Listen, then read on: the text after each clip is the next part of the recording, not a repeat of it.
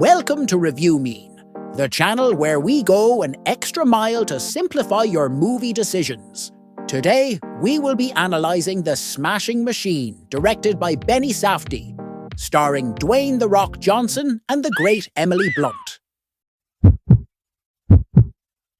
At the time of these video, these were the critics who had reviewed the movie. Critical Drinker says, does it actually work?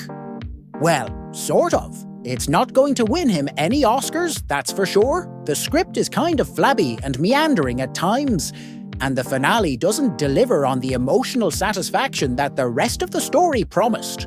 But you know what? It's not a bad movie. Do you really mean that? He also says it's more of a split decision than a knockout victory. But hey, it's still a much-needed win for Dwayne Johnson. We'll score this 3 out of 5. The Smashing Machine inspired Grace to coin a new term. An IKEA movie, where all the parts are there, but you have to assemble them yourself. Okay, that is funny. She also says, so I still think The Smashing Machine is worth seeing for Dwayne Johnson's performance alone. She also says, I don't know if you need to see it in the theatre, but I do think it's worth checking out. We'll convert Grace's opinion to a 3 out of 5. Jeremy Jans says, just feels like the movie doesn't know what kind of biopic it wants to be. He also says, any movie in which the headline from the film festival is it got a 15-minute standing ovation never lives up to that 15-minute standing ovation. We'll convert Jeremy's review to a 2 out of 5. Which would make him a metamorphic rock. Mark Kermode from the Kermode and Mayo's Take says, I have to say it is somewhat dramatically inert because the story isn't in and of itself particularly remarkable. He also says it's really well made. I think if it gets awards attention, it's going to be for Dwayne Johnson. I think the story itself is, I confess, somewhat unremarkable. I think that's the problem. We'll also give this a 3 out of 5. Adam Does Movies says, it's just very inconsistent and it feels unfinished. Or perhaps there just wasn't really a story to tell that warranted a full film, at least not a 2-hour one. A 90-minute movie would have been plenty to get the point across. In fact, the point is pretty much set in stone within the first 30 minutes. He also says, so to summarize, I would say, The Smashing Machine is plenty engaging enough. Definitely too long for the story it's telling. And unfortunately, it just doesn't rise to anything truly impressive, which is a shame. I was very excited for this one, but overall, okay. We'll give an average score of 2.5. Dan Murrell says, there are huge traumatic events like Mark's addiction to opiates and his often dysfunctional codependent relationship with Dawn that take place in very well-acted scenes, but they're devoid of both context and follow-through. They're just a series of events that happen and then we move on. There's no real narrative propulsion. He also says, The Smashing Machine didn't need to descend into cliché in order to get me to care about the story, but it did need to do more work to get me invested. Instead, I feel like I need to go watch the original documentary to get a real idea of who Mark Kerr is and how these events shaped his life and how his life shaped these events. He gives a "it's good" rating because the movie is at least elevated by the strong ensemble cast. This is 3.5 on our scale. Okay, let's hear the opinion of a huge UFC fan. Deep Focus Lens says, so, how does somebody find that gentility while also having that viciousness in them? To me, Safdie is trying to answer all of these questions, while also being able to frame it in a more accessible way, a more Hollywood type of way. Does he succeed? No.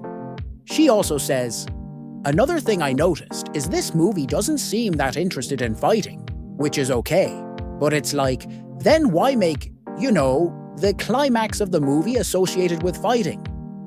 Again, so many of the elements in this movie feel like an afterthought or something that is tacked on, and it's not in step with everything else. She does not recommend the movie but suggests you can wait to stream it. We'll score this a 2 out of 5. Sean Chandler says, If I look at the individual aspects of Mark Kerr's life that are being investigated, it's interesting stuff with plenty to unpack. If you dive into the individual performances, there's plenty to praise, in particular with Dwayne "The Rock" Johnson and his attempt to be taken more seriously as an actor. But the movie as a whole, I don't think is ever as good as those individual parts because it felt like a bunch of great scenes and a bunch of great elements in search of a strong central plotline. He also says, overall, I was engaged with the movie from beginning to end.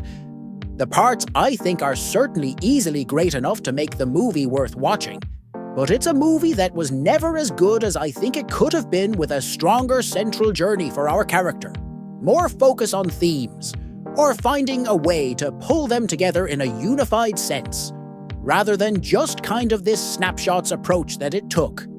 He gives it a B and says it's worth seeing, but at a matinee price. That's a 3.75 our scale. Let's hear from another UFC fan. Austin Burke says, and I don't know exactly the quirks of Mark Kerr. I've not watched him that much in real life, but just seeing what The Rock's doing in this movie, you can tell he's going for something, and it's working, and he's drawing you in. He also says, Dwayne "The Rock" Johnson absolutely electrifies in The Smashing Machine, nailing every subtle beat as a soft-spoken fighter teetering on the edge of desperation. His layered performance features a surprising amount of nuance. Yet this script's unconventional approach often keeps it at arm's length. He gives a 70% score, which translates to a 3.5 out of 5. Now let's round up the numbers and convert to percentage. The ReviewMean score for The Smashing Machine is 58% compared to 72% on the tomatometer. So our score suggests the movie's not a terrible one.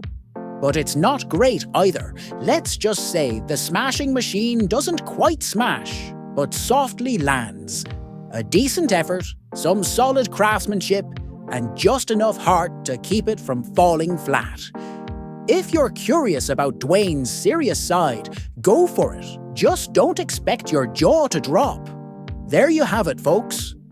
But what about you? Did our score match your vibe? Let me know in the comments. And hey, if this helped you make a more informed decision, or gave you one less thing to Google today, give a big thank you to the amazing reviewers we featured by subscribing to them. Support their work, and of course smash that subscribe button for ReviewMean.